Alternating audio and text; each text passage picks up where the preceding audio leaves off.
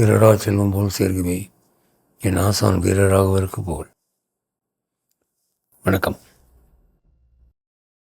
சாவை வென்ற சனாதனம் என்ற வரிசையிலே இன்று இந்து மதத்தில் மிகவும் விமர்சனத்திற்கு உரிய ஒரு கருத்து, அதாவது நல்ல காலம் கெட்ட காலம் என்ற சர்ச்சை. இது உலகினுடைய சில மதங்களில் மட்டும்தான் இந்த நல்ல காலம் கெட்ட காலம் கான்செப்ட் இருக்குது. குறிப்பாக கிழக்கு நாடுகளில் தான் இது இருக்குது. மேல் நாடுகளில் இந்த மாதிரி கிரகத்தின் அடிப்படையிலே அல்லது ஜாதகத்தின் அடிப்படையிலே இந்த நேரம் இது ஆரம்பித்தா இது முடியும், இந்த நேரம் ஆரம்பித்தா முடியாது, இப்படி ஒரு கான்செப்ட் அங்கே இல்லை. எல்லாம் கடவுள் அருள் அப்படின்னு சொல்லிட்டு போயிடுவாங்க.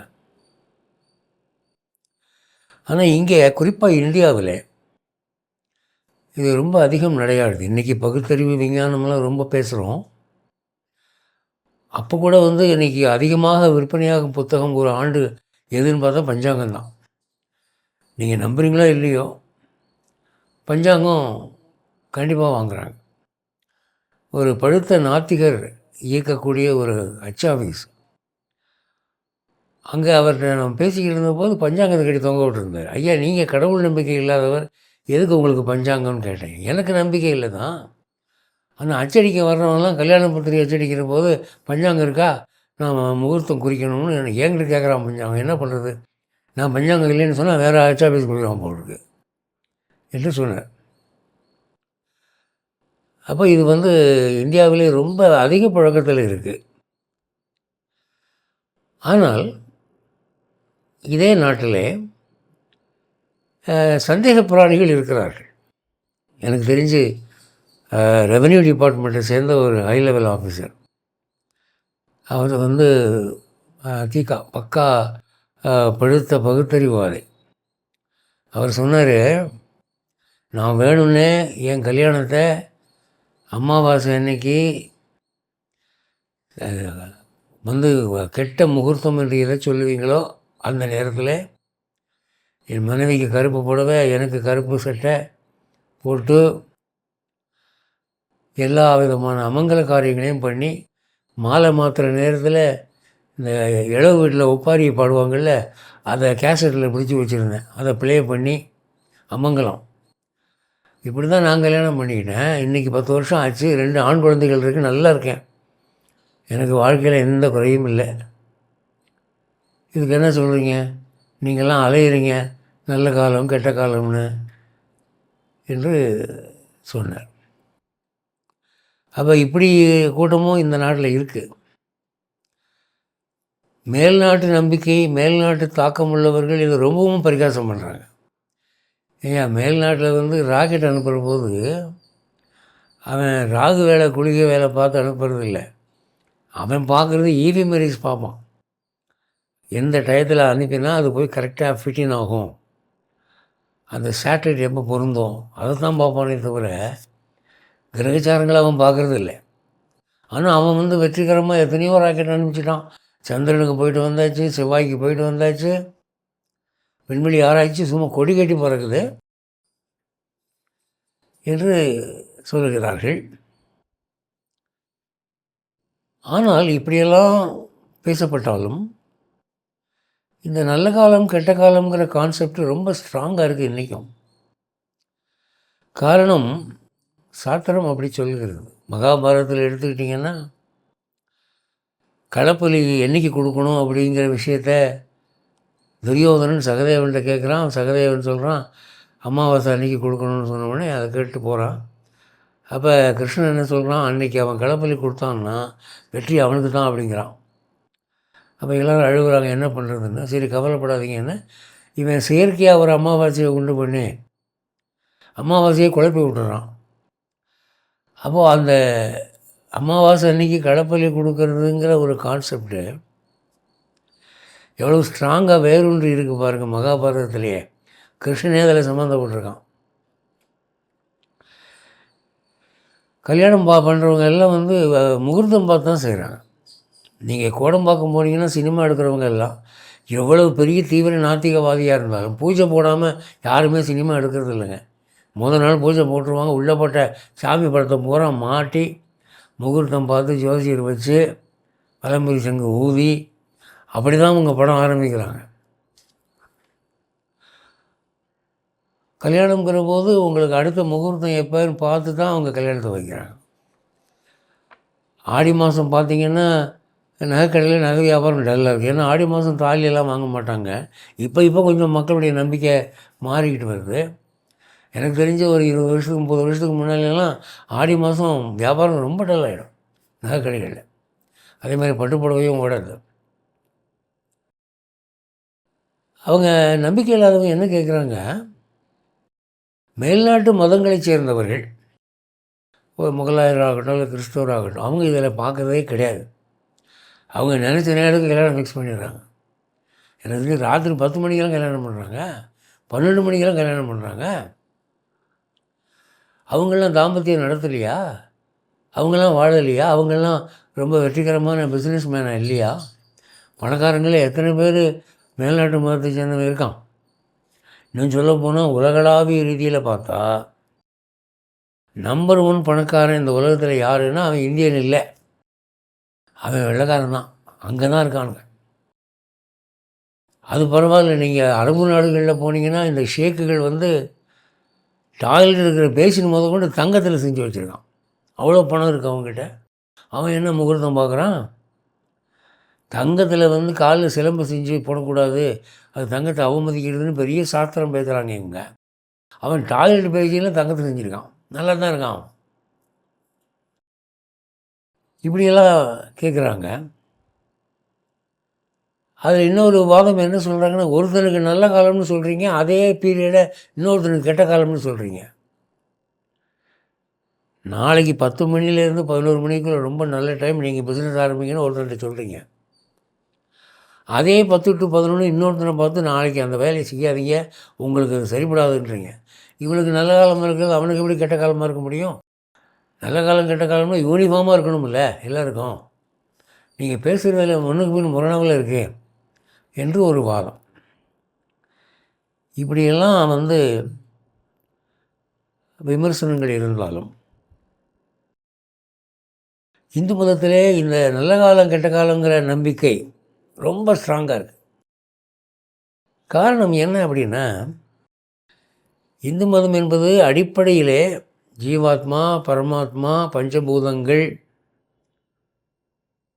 தன்மாத்திரங்கள் இதெல்லாம் பற்றி டிஸ்கஸ் பண்ணும்போது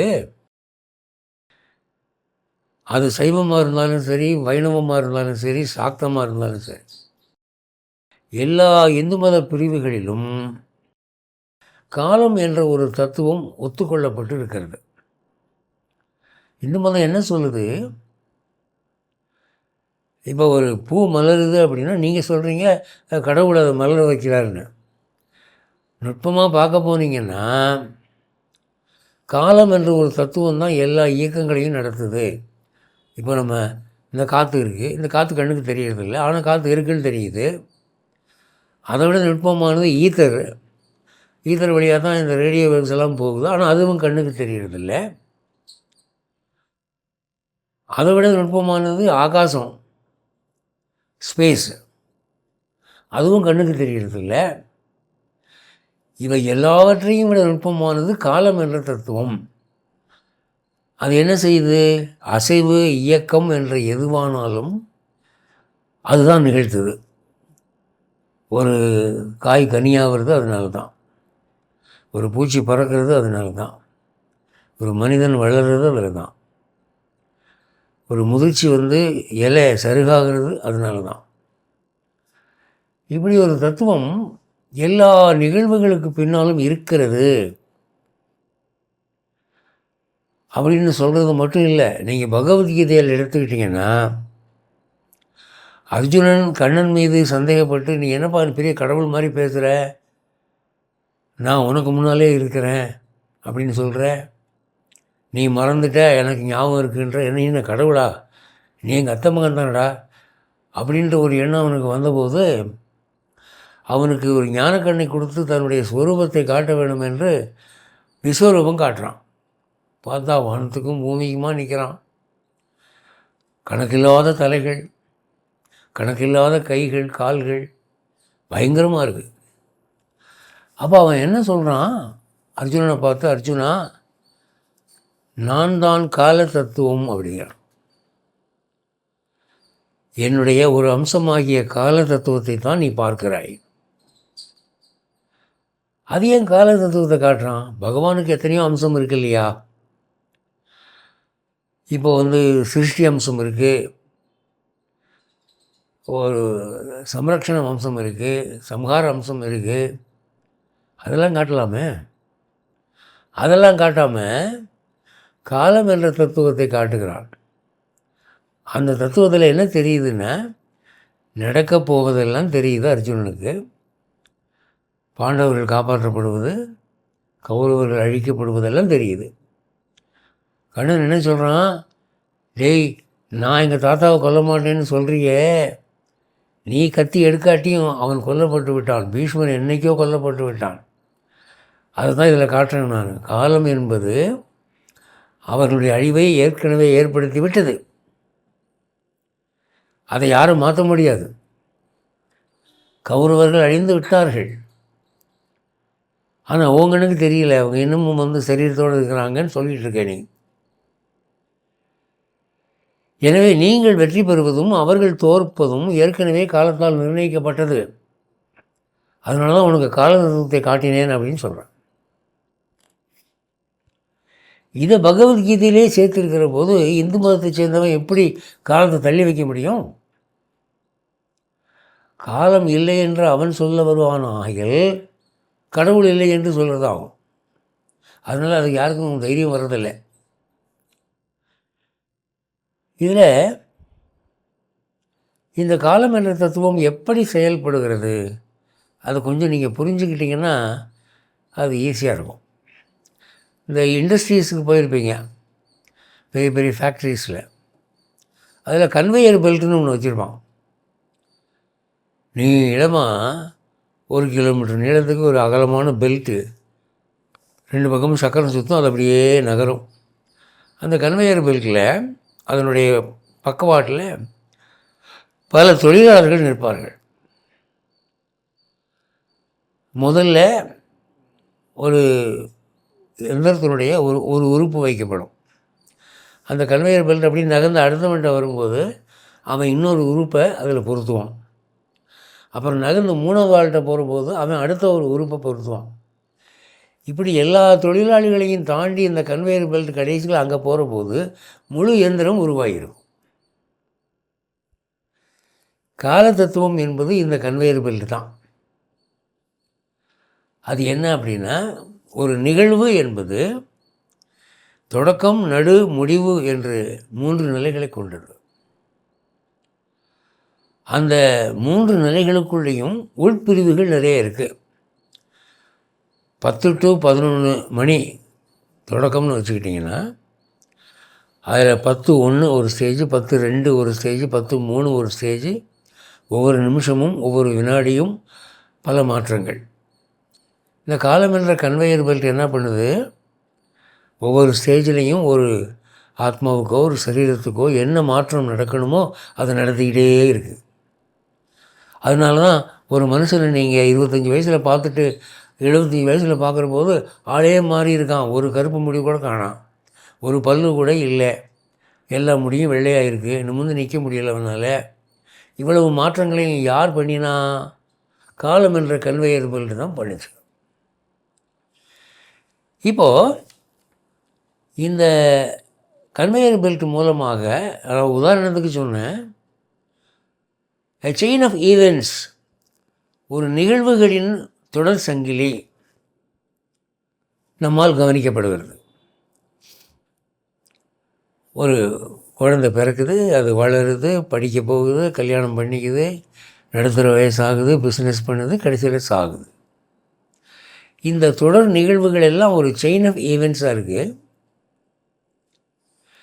இந்த தொடர் நிகழ்வுகளிலே இன்னொரு நிகழ்வை நீங்கள் புகுத்தும் போது அது எந்த ஸ்டேஜில் நீங்கள் புகுத்துறீங்களோ அதை பொறுத்து அது அந்த ஸ்டேஜில் இருந்து ஒரு 5வது ஸ்டேஜ் வரும்போது ஒரு குறிப்பிட்ட நிலையை அடையும் என்பது பகவானுக்கு தெரியும். இப்போது நீங்கள் கடவுளை நோக்கி பிரார்த்தனை பண்ணி எனக்கு ஒரு நல்ல நேரமாக காட்டி விடு அப்படின்னு சொன்னால் அவன் என்ன பண்ணுறான், நீங்கள் ஆரம்பிக்கிற தொழில் இந்த நாள் இந்த மணி என்று நீங்கள் குறித்து வைத்திருந்தீர்கள் என்றால், இந்த நாள் இந்த மணியிலே இவன் ஆரம்பித்தான்னா 1 மாதம் கழித்து அந்த தொடர் நிகழ்வுகளிலே காலம் என்ற கன்வேயர் பெல்ட்டு என்ன பண்ணுன்னா 1 மாதம் கழித்து ஒரு பெரிய விபத்தை அதை ஏற்படுத்தும். அப்போ இவன் நொடிச்சு போவான். அப்போ பகவான் என்ன பண்ணுறான், ஒரு நல்ல ஜோதிடனை காட்டி அது வேணாம்ப்பா, கொஞ்சம் 2 நாள் பிந்தி ஆரம்பிச்சின்னா அந்த காலம் என்ற கன்வேயர் பெல்ட்டு 1 மாதம் தாண்டி வரும்போது அங்கே ஒரு நல்ல நிகழ்வு நடக்கும். அதனால் உன் பிஸ்னஸ் மேலே வரும். ஸோ நான் அந்த நல்ல காலம் கெட்ட காலம் என்று 2ஆக பிரித்து, நீ சொன்ன காலம் கெட்ட காலம் வேண்டாம், நான் சொல்கிற காலம் நல்ல காலம் வேண்டும் என்று நான் பாகுபாடு செய்கிறேன். இதாங்க நல்ல காலம் கெட்ட காலம் வந்த கதை. அப்போ ஒருத்தனுக்கு நல்ல காலமாக இருக்கிறது இன்னொருத்தனுக்கு கெட்ட காலமாக இருக்கும். ஏன்னா இவனுடைய கன்வேயர் பெல்ட் தொடர் நிகழ்வுகள் ஒரு மாதிரி போயிட்டுருக்கு, அவனது வேறு மாதிரி போய்கிட்டு இருக்கு. எல்லா மனிதனும் ஒரே மாதிரியாக வாழ்கிறான் சொல்லுங்கள். ஒருத்தன் பிச்சைக்காரனாக பிறந்து பணக்காரன் ஆகிடுறான், ஒருத்தன் பணக்காரனாக பிறந்து பிச்சைக்காரன் ஆகிடுறான், ஒருத்தன் ஆணாக பிறந்து பொண்ணாக மாறுறான், ஒருத்தன் சாதாரணமாக இருந்து உலக புகழ் அடைகிறான். பலவிதமான வாழ்க்கை முறை இருக்குது இல்லையா? அப்போ ஒவ்வொருத்தருக்கும் ஒவ்வொரு விதமான கன்வேயர் பெல்ட்டு, ஒவ்வொரு விதமான தொடர் நிகழ்வுகள். அப்போ எந்த ஸ்டேஜில் எதை ஆரம்பித்தா அது எத்தனை ஸ்டேஜ் தாண்டி இந்த நிலைமைக்கு வரும் அப்படிங்கிறது பகவானுக்கு தெரியும், நவகிரகங்களுக்கு தெரியும், தேவர்களுக்கு தெரியும், முனிவர்களுக்கு தெரியும். அதனால தான் அவங்க என்ன சொல்கிறாங்க, இது வேண்டாம், இந்த டயத்தில் வேண்டாம், கொஞ்சம் தள்ளி போ அப்படின்னு. இப்போ காஞ்சி பெரியவர்கிட்ட ஒரு ஃபாரின் லிவிங் இந்தியன் போனார். சுவாமி, நான் இந்தியாவில் உங்களை தரிசிக்கிறதுக்காக வேலை முடிஞ்சது, நான் நாளைக்கு பிளேன் டிக்கெட் புக் பண்ணிட்டேன் அமெரிக்காவுக்கு, நாளைய பிளேனில் புறப்பட்டேன், ஒரு வார்த்தை சொல்லிட்டு போக வந்தேன் அப்படின்னு சொல்கிறார். அப்போ அவர் ஒரு வினாடி விழுகி உட்காந்துருந்துட்டு, நாளைக்கு நீ போகாத அப்படின்னார். என்ன சாமி, ரிசர்வ் பண்ணிட்டேன் சாமி, இனிமேல் நான் கேன்சல் பண்ண எனக்கு ரீஃபண்ட் பண்ண மாட்டான் அப்படின்னா, இல்லைப்பா நான் சொல்கிறத கேட்டு போகாத அப்படின்ட்டு. அவருக்கு வருத்தம், ஏண்டா அவர்கிட்ட சொல்ல வந்தோம், போகிற பயணத்தை கெடுத்து விட்டார் நாள் என்று ரொம்ப வருத்தம் அவருக்கு. ஆனால் மறுநாள் செய்தித்தாளில் இவன் எந்த விமானத்தில் ஏறி போகிறதா இருந்ததோ அந்த விமானம் விபத்துக்குள்ளாகி நொறுங்கி விட்டது என்ற செய்தியை பார்க்குறான். இவன் அந்த விமானத்தில் போயிருந்தால் என்ன ஆகும், செத்து போயிருப்பான். அதை தான் அந்த காஞ்சி பெரியவர் பார்க்குறாரு. இந்த கன்வேயர் பெல்ட்டில் இந்த நேரத்தில் இவன் பிளேனில் கால் வச்சான்னா இந்த கால நிகழ்வுகள் விபத்தாகவே முடியும், வேண்டாம். அடுத்த பிளேனில் போனோன்னா அந்த கன்வேயர் பெல்ட்டில் அந்த தொடர் நிகழ்வுகள் மங்களமாக இருக்குது, நீ நான் அடுத்த பிளேனில் போகணுன்னு சொன்னால் அதே மாதிரி அந்த நியூஸ் பேப்பரை படிச்சுட்டு பேப்பரை கையில் தூக்கிட்டு ஓடி காலில் விழுந்து அழுகிறான், சாமியை என்னை காப்பாற்றுனீங்க. அதை பார்க்கக்கூடிய ஒரு ஞான திருஷ்டி அவருடைய மன அடக்கத்தினாலும் யோகா அபியாசத்தினாலும் அவருக்கு இருக்கிறது. அது இருக்கிறதுனால தான் பல பேர் அவரை அண்டி அனுகிரகம் அடைகிறார்கள். எனக்கு தெரிஞ்ச ஒரு நண்பர் 108 திவ்ய தேசங்களை ஒரு புக்காக 3 வால்யூமாக புக்காக போடலாம் அப்படின்னு சொல்லி போட ஆரம்பிச்சிட்டார். கையில் காசு இல்லை. அவரும் அவருடைய அச்சக நிறுவனர் அந்த நண்பருமா சேர்ந்து ஆரம்பிக்கிறாங்க. அவர் அச்சக நிறுவனர் என்ன சொல்லிட்டார், நான் காசெல்லாம் போட்டுக்கிறேன், நீங்கள் விற்ற பிறகு காசை எனக்கு கொடுங்க, ஏன்னா புண்ணிய காரியமாக இருக்குது அப்படின்ட்டு. என்ன ஆகுதுன்னா, அந்த புக்கு அச்சாக இந்த 2 பேருக்குமே என்ன பயம் வந்துடுச்சு, இந்த புக்கு விற்குமா, இவ்வளோ பெரிய புக்கு 3 வால்யூம்னு என்ன விலை வருது, யார் காசு கொடுத்து வாங்குவா, அது சினிமா புக்காக தான் வாங்குவான், சாமியை பார்த்துனா ஏன் வாங்குவான், பயம் வந்துடுச்சு. அப்போ எல்லோரும் இந்த காஞ்சி பெரியவர்கிட்ட போங்கன்னு அவர்கிட்ட போய், சாமி இது விற்குமா விற்காதா பயமாக இருக்குது அப்படின்னா, கொஞ்சம் உட்காருங்கன்னு சொல்லிவிட்டு அப்படியே கண்களை மூடி அவர் கையில் ருத்ராட்ச மாலை ஒன்று வச்சுருப்பார், அதை அப்படியே ஜபிச்சுட்டே இருந்தார். சாதாரணமாக இந்த மாதிரி கேள்வி கேட்குறவங்களுக்கு ஒரு நிமிஷத்தில் பதில் சொல்லிட்டு வரோம். அவர் என்ன ஒரு ஆவர்த்தி 2 ஆவர்த்தி 3 ஆவர்த்தி சொல்லிகிட்டு இருக்காரு, அவருக்கு ஒன்றும் பதில் வரல. 20 நிமிஷம் சொல்லிவிட்டு அப்புறம் கண்ணை முழிச்சு பார்த்தாராம். இது நடக்கும், ஆனால் ரொம்ப நிதானமாக நடக்கும் அப்படின்னு சொன்னாராம். என்ன ஆச்சுன்னா, இவங்க ஒரு வகையாக அடித்தாங்க. இதை யாரும் வாங்க மாட்டான்னு தெரியும் இல்லையா. ஒவ்வொரு காலேஜாக போய் காலேஜ் லைப்ரரியில் போய் கொடுத்து இது உங்கள் லைப்ரரியில் வச்சுக்கோங்க, ரெஃபரன்ஸ் செக்ஷனில் வைங்க, நிச்சயம் பார்ப்பாங்க அப்படின்னு.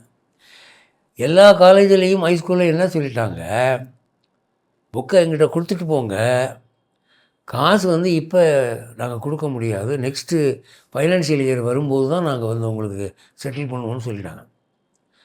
கடைசியில் என்ன ஆச்சுன்னா, நெக்ஸ்ட்டு ஃபைனான்சியல் இயருக்கு போனாலும் அவங்களால செட்டில் பண்ண முடியல. அவங்களுக்கு பல சிக்கல்.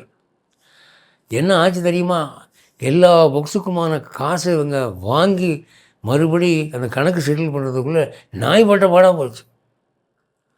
அப்போ தான் நினைச்சாங்களாம், அவர் 20 நிமிஷம் மாலை சொல்லி இது நடக்கும், ரொம்ப நிதானமாக நடக்கும்னு சொன்னாரே, சரியாக போச்சு இல்லையா. அப்போ அவர் இந்த காலத்தை பார்க்குறார். காலத்திரையை கிழித்து இந்த வேலையை முதல்ல என்கிட்ட கேட்டிருந்தாங்கன்னா தடுத்துருப்பேன். ஆரம்பித்து பாதி நடந்த பிறகு கேட்குறாங்க, இப்போ நிப்பாட்டுங்கன்னு சொல்ல முடியாது. அந்த மாதிரி ஆகிப்போச்சு. இதுதான் இந்த நல்ல காலம் கெட்ட காலம்ங்கிறது. இப்படி தான் பெரியவங்க சொன்னது. இந்த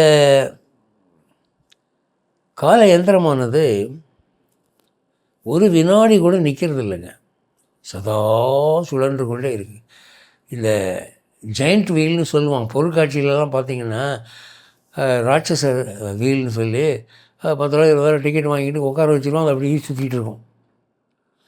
அது மாதிரி இந்த காலச்சக்கரமானது ஒரு சுழற்சியிலேயே இருக்கும், அதுக்கு ஓய்வே கிடையாது. அந்த சுழற்சியிலே நிகழ்வுகள், தோற்றங்கள், அழிவுகள், வளர்ச்சிகள், மாற்றங்கள், விபத்துக்கள் எல்லாம் நடக்கும். இதை பெரியவங்க கண்டுபிடிச்சாங்க. நீங்கள் யக்ஷ பிரஷ்னத்தில் ஒரு கேள்வி தினமும் பார்த்து கேள்வி கேட்கப்படுகிறது, இந்த உலகத்தை பற்றி நீ என்ன நினைக்கிறாய் அப்படின்னு. அதுக்கு அவன் என்ன தெரியுமா சொல்கிறான், காலம் என்பவன் நம் அனைவரையும் ஒரு வானொலியில் போட்டு வறுக்கிறான், இதுதான் உலக வாழ்க்கை அப்படின்னா. எவ்வளோ கணக்காக சொன்னான் பார்த்தீங்களா. நம்ம எல்லாரையும் வறுவல் பண்ணிக்கிட்டு இருக்கான் காலம் என்கிறவன். அதனால் நமக்கு தூக்கம் உண்டு, ஓய்வு உண்டு, காலத்துக்கு இல்லை. அப்போது இந்த காலத்தை நம்ம அண்டர் எஸ்டிமேட் பண்ணக்கூடாது. காலம் நமக்கு சாதகமாக இருக்கும்படியாக நாம் வாழ்வை அமைத்து கொள்ள வேண்டும். ஒரு நல்ல டாப்பில் இருக்கான்னா அவனுக்கு ஒரு நல்ல காலம் நேரம் அப்படின்னு சொல்கிறாங்கல்ல, அந்த நேரம் தான் மனுஷனை தூக்கி விடுறது. இப்போது சில சமயத்தில் ஒரு சரியில்லாத ஒரு உகப்பில்லாத ஒரு காலகட்டத்தில் ஒரு வேலையை ஆரம்பிக்க வேண்டியிருக்கு, நிர்பந்தம் ஆகி போச்சுன்னா சில பரிகாரம் பண்ணிட்டு போங்கன்னு சொல்கிறாங்க. சில சமயத்தில் நீங்கள் தயிர் சாப்பிட்டு போங்க, அல்லது கொஞ்சம் 3 சுற்று பிள்ளையாரை சுற்றிட்டு போங்க, இல்லை ஒரு பெரியவங்ககிட்ட ஆசீர்வாதம் வாங்கிட்டு போங்கன்றாங்க. அப்படி நம்ம பரிகாரம் பண்ணுற போது என்ன ஆகுது அப்படின்னு சொன்னால், கொஞ்சம் அது மாறுது. உங்களுக்கு ஒரு வேலையை இப்போ 10 மணிக்கு ஆரம்பிக்கிறதுக்கு பதிலாக 10:15 ஆரம்பிக்கிறதுனால அடியோடு மாற்றம் உண்டாகாது, ஓரளவு மாடிஃபை ஆகும், கஷ்டங்கள் ஓரளவு மாடிஃபை ஆகும். இப்போ மகாபாரதத்தில் ஒரு கட்டம் பார்க்குறோம், யுத்தமெல்லாம் முடிஞ்சிருச்சுன்னொடனே அந்த தேரில், அர்ஜுனுடைய தேரில் அனுமன் கொடியை விட்டு நீங்கிடுறான், நான் போகிறேன் இமயமலைக்குன்னு போயிடுறான். அர்ஜுனன் கிருஷ்ணா நீ இறங்கி என்னை கை கொடுத்து என்னை இறக்கு அப்படின்றான். இது பழக்கம். ரதத்தில் யார் உட்காந்து போகிறாங்களோ அவங்க தான் ஓனரு. அவங்களுக்கு அந்த டிரைவர் சேரியட்டியர் கை கொடுத்து இறக்கணும். இப்போவும் காரில் அவன் தானே கதவு திறந்து போகிறான் டிரைவரு. அது மாதிரி அப்போ கிருஷ்ணன் சொல்கிறேன்டா, இந்த பந்தாவெல்லாம் இப்போ வேண்டாம், இப்போ நான் இறங்க முடியாது, நீ ஏன் இறங்கு அப்படின்றான். என்ன கிருஷ்ணா, யுத்தம் முடிஞ்ச உடனே மூடே மாறி போச்சா உனக்கு அப்படின்னு, நான் சொல்கிறத கேளப்பா, நீ இறங்கப்பா அப்படின்றான். சரின்னு அவன் இறங்கிட்டான். அப்போ சீட்டில் உட்காந்துக்கிட்டே கிருஷ்ணன் சொல்கிறான், நான் ஏன் இறங்க மாட்டேன்னு சொன்னேன் அப்படிங்கிறத இப்போ பார்க்குறியா என்று சொல்லி அவன் தேரை விட்டு இறங்குறான். இறங்கின உடனே அந்த தேர் தீப்பிடித்து எரிந்து விட்டது. அர்ஜுனன் கேட்குறான், என்ன கிருஷ்ணா இது, வாட் இஸ் திஸ் அப்படின்றான். ஏய், இந்த 18 நாளும் உன் ரதத்தில் கொஞ்சமாக அஸ்திரங்கள் விழுந்திருக்கு. பீஷ்மர் லேசான ஆளா, துரோணர் லேசான ஆளா, கர்ணன் லேசான ஆளா, எவ்வளவு அஸ்திரங்கள், எல்லாம் தேவதைகளுடைய சக்தி, அவ்வளவும் வந்து இந்த தேரை காலி பண்ணுறதுக்காக வந்து விழுந்தது. எல்லாம் பெரிய பெரிய பாமாக போட்டான். நான் இங்கே இருந்தேன், மேலே அனுமன் இருந்தான், அதனால் அது வெடிக்கலை. இப்போ நீ சொல்கிற, நீ முதல்ல இறங்கி வந்து எனக்கு கை கொடு, நான் இறங்கி வந்திருந்தேன்னா உனக்கு கை கொடுக்குறதுக்குள்ள நீ காலியாகிருப்ப, அதனால தான் உன்னை முதல்ல இறங்கலான்னு சொன்னேன் அப்படின்னா. அப்போ பாருங்கள், ஒரு ஒரு 2 நிமிஷம் வித்தியாசத்தில் ஒரு அழிவு, ஒரு சாவு காக்கப்படுகிறது, மாற்றப்படுகிறது. இதுதான் காலச்சுழற்சிங்கிறது. இந்த நேரத்தில் ஆரம்பித்தா இது இப்படி ஆகும், கொஞ்சம் பொறுத்து ஆரம்பித்தா இப்படி ஆகும். இதை தான் பெரியவங்க வந்து நல்ல நேரம் கெட்ட நேரம்னு சொன்னாங்க. அதில் வந்து ஒவ்வொருத்தருக்கும் அவங்கவுங்க ஜாதகத்துக்கு ஏற்றாப்புல வித்தியாசமான ஒரு ரெசிப்ரோகேஷன் கொடுக்கும். இப்போ ராகு காலம்னு ஒன்று இருக்குது, அது ஹோல்சேலில் சொல்லிட்டாங்க எல்லாருக்குமே ராகு காலம் அப்படின்னு சொல்லி. ஆனால் ஒரு குறிப்பிட்ட ஜாதகத்துக்கு அந்த கிழமை அன்னைக்கு நடப்பு தசாபக்தியில் அந்த ராகு காலம் நல்லதாக இருக்கலாம். அது ஜோதிடர்கள்லாம் பார்த்து சொல்லுவாங்க, பிரஷ்னதந்திரம் போட்டு பார்த்து சொல்லுவாங்க. அது நுட்பமாக புரிஞ்சுக்கிட்டவங்க அதை தெரிஞ்சுக்குவாங்க, இல்லைன்னா கேலி பண்ணுவாங்க. இப்போது என்னாச்சுன்னா, இந்த சிலப்பதிகாரத்தில் கோவலன் வந்து மாதவி வீட்டில் செல்வத்தையும் தொலைச்சிட்டான், கண்ணியை கூப்பிட்டுக்கிட்டு மதுரைக்கு வந்துட்டான். ஒரு ஆயர் சேரியில் தங்கியிருக்கான், ஒரு இடைச்சி வீட்டில் தங்கியிருக்கிறான். சரிம்மா, உன் சிலம்பை கொடு, நான் போய் விற்றுட்டு வரேன்னு சொல்லி சிலம்பை வாங்கிக்கிட்டு கிளம்புறான். வீட்டை விட்டு வெளியே வந்தால் ஒரு திமில் பெருத்த காளை மாடு எதிர வருது, அவனை நோக்கி வருது. அப்போ ஒரு ஆய்ப்பெண் சொல்கிறா, ஐயா, ஒரு திமில் பெருத்த காளை மாடு எதிர வந்தால் அது கெட்ட சகுனம், உயிருக்கே கூட ஆபத்தாகலாம், கொஞ்சம் உட்காந்து தண்ணி குடிச்சிட்டு போங்க அப்படின்னு சொல்கிறார். அதுக்கு அவன் சொல்கிறான், அம்மா, நான் வாழ்க்கையில் எல்லாத்தையும் தோற்றுட்டேன், தலைக்கு மிஞ்சி வெள்ளம் போயிடுச்சு, இனிமேல் என்ன கஷ்டம் வரப்போகுது, போ, இப்போ போய் சகுனம் பார்க்க சொல்கிறேன்ட்டு அவன் பாட்டு துணிஞ்சு போகிறான். என்ன ஆச்சு, அங்கே போய் பொற்கொல்லன் இவனை அரெஸ்ட் பண்ணி ராஜாட்டத்துக்கு கொடுத்து ராஜா அவனுக்கு தலையை வாங்கிட்டான். இப்போ கேள்வி என்னென்னா, அந்த ஆய்ப்பெண் சொன்னபடி இவன் திரும்ப வீட்டுக்கு வந்து உட்காந்துருந்து தண்ணி குடிச்சிட்டு சாமி கும்பிட்டுட்டு போயிருந்தான்னா என்ன ஆகிருக்கும்? அந்த பொற்கொல்லன் வந்து இவனுடைய சிலம்பை பார்க்கக்கூடிய வாய்ப்பு தவிர்க்கப்பட்டிருக்கும். வேறொருத்தன் அந்த சிலம்பை பார்த்து இட போட வேண்டிய ஒரு காலகட்டம் வந்துடும். அந்த ஆபத்துலேருந்து நம்ம தப்பிச்சிருப்பான், அல்லது குறைஞ்சபட்சம் டிலேயாவது ஆகிருக்கும். அப்படி தான் நிகழ்வுகள் மாற்றப்படுகின்றன. இதை வந்து நுணுக்கமாக பார்த்ததுனால பெரியவங்க என்ன சொன்னாங்க, ஒரு சின்ன சின்ன விஷயத்துக்கெல்லாம் கூட சகுனம் பார்த்தாங்க. சகுனங்கிறது வேறு ஒன்றும் இல்லை. சகுனம் என்பது நடக்கப் போவதனுடைய முன்னோடி அறிகுறி. ஒரு யுத்தத்துக்கு போகிறான், போகும்போது எதிராப்பில் கருடன் வருதுன்னா நல்ல சகுனம், காக்கா வருதுன்னா கெட்ட சகுனம். அதே மாதிரி தானே யுத்தம் முடியுது, ரிசல்ட் அப்படி தானே வருது. அதனால தான் சகுனங்களை பற்றி ஒரு புக்கு போட்டாங்க, சகுன சாஸ்திரம் என்று ஒரு புக்கு போட்டு இந்த சகுனங்களை நீங்கள் கடைப்பிடியுங்கள் அப்படின்னு சொன்னாங்க. இந்த காலகட்டம் என்பது எவ்வளவு முக்கியமானது என்றால், ஜோதிஷ மதம் என்று ஒரு மதமே உருவாயிற்று. இப்போது வைதிகத்தில் ரொம்ப ஈடுபாடாக உள்ளவங்க ஜோதிஷத்தை எதுக்காக பார்த்தாங்கன்னா, யாகம் ஆரம்பிக்கிறதுக்கு நட்சத்திரம் நாள் குறிக்கிறதுக்கு தான் வச்சுருந்தாங்க. எதிர்கால அதிர்ஷ்டம் பார்த்து சொல்கிறதுக்காக இல்லை, அதெல்லாம் பின்னால் வந்தது தான் அது. அப்போது இந்த ஜோதிடத்திலே வல்லவர்கள் அது யாகத்துக்காக என்று பயன்படுத்தினவர்கள் சில சமயங்களில் பெரிய சக்கரவர்த்திகளை திருப்திப்படுத்துறதுக்காக அவங்க ஜாதகத்தை பார்த்து பலன் சொல்கிறதும் உண்டு. அப்படி தான் இந்த ராவணனுடைய மனைவி கர்ப்பவதியாக இருந்தபோது இந்திரஜித்து பிறக்க போகிறான். அப்போ ராவணனுடைய புத்தியில் என்ன தோணுச்சு, பெரிய பெரிய ஜோதிடர்களை கூப்பிட்டு எந்த மாதிரி நேரத்தில் என் மகன் பிறந்தான்னா அவன் சாவு இல்லாமல் தோல்வி இல்லாமல் இருப்பான் சொல்லுங்கள் அப்படின்னு கேட்குறான். அவங்க என்ன சொல்கிறாங்க, நாங்கள் சொல்லுவோம், பட் அது சாத்தியம் இல்லையே அப்படின்னா. சொல்லுங்கள் என்ன அப்படின்னா, எல்லா கிரகங்களும் 11ஆவது இடத்துல இருக்கும்போது அவன் பிறந்தான்னா அவனுக்கு தோல்வியும் கிடையாது சாவும் கிடையாது அப்படின்னா. இவ்வளவு தானா, நவகிரகங்கள்லாம் என்னை கண்டால் கழிவானுங்க என்று சொல்லி போய் நவகிரகங்களை அடித்து உதச்சி எல்லாம் 11ஆம் இடத்துல இருக்கும்படி கட்டி போட்டு வந்துடுறான். இவன் வந்த பிறகு அந்த நவகிரகங்களும் தமக்குள்ளே கலந்து ஆலோசனை பண்ணுகிறார்கள். இவன் ஆடுற ஆட்டமே தாங்க முடியல. இவன் மகன் ஒருத்தன் பிறக்க போகிறான்னா அவன் பிறக்கிற சமயத்தில் எல்லா கிரகங்களும் 11 இருந்தால் இந்த அண்டமே தாங்காதே, ஏதாவது பண்ணி ஆகணுமே அப்படின்னும் போது எல்லா கிரக தேவதைகளும் பார்த்து சனீஸ்வரனை பார்த்து, சனீஸ்வரா நீ தான் ஏதாவது மனசு வச்சா உண்டு, ஏன்னா நாங்கள்லாம் பார்வையால் ஒன்றும் செய்ய முடியாது, உன் பார்வைக்கு தான் சக்தி உண்டு, நீ ஒருத்தனை பார்த்தாலே அவன் தொலைஞ்சு போவான், ஸோ ஏதாவது பண்ணு அப்படின்ன உடனே சனி என்ன பண்ணால் 11 உட்காந்துக்கிட்டே 12ஆம் இடத்துக்கு கால் நீட்டினான். என் கால் 12 இருக்குது கவலைப்படாதீங்க அப்படின்னா. ஏன்பா அப்படின்னா, 12ஆம் இடத்துலேயே என்னுடைய ஆதிக்கம் இருந்தால் சுடுகாட்டில் கேவலமாக சாவான் அவன் அப்படின்னு சொன்னான்.